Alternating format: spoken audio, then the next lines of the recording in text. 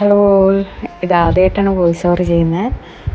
അപ്പം നമ്മുടെ വർക്ക് വരുന്നത് കോട്ടയത്തായിരുന്നു. അപ്പം ഈ വർക്കിനൊരു സ്പെഷ്യാലിറ്റി ഉണ്ട് കേട്ടോ.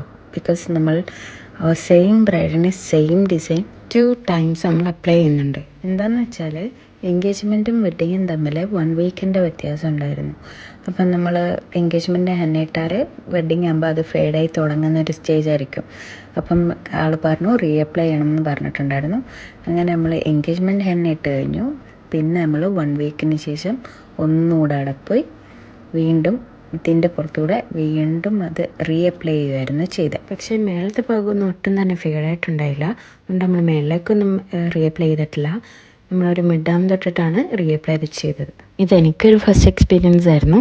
പക്ഷേ കുറച്ച് ബുദ്ധിമുട്ടായിട്ട് തോന്നി ഈ റീഅപ്ലൈ ചെയ്യുമ്പോൾ. പക്ഷേ ബ്രൈഡ്സിനൊന്നും ഇനി ഒരൊട്ടും ടെൻഷൻ വേണ്ട. ഇങ്ങനെ 2 ഫങ്ഷൻസ് ഇങ്ങനെ 1 വീക്ക് ഡിഫറൻസിലൊക്കെ ഉണ്ടെങ്കിൽ ഫസ്റ്റ് ഫംഗ്ഷൻ ഇട്ടാൽ എന്നാ സെക്കൻഡ് ഫംഗ്ഷൻ ആകുമ്പം ഫെയ്ഡായി പോവോ, അങ്ങനത്തെ ഒരു ടെൻഷനൊന്നും വേണ്ട. ഇനി നമുക്ക് ഇങ്ങനെ ഒരു ഓപ്ഷനും കൂടെ ഉണ്ട് കേട്ടോ. ഓക്കെ, അപ്പം താങ്ക് യു സോ മച്ച്.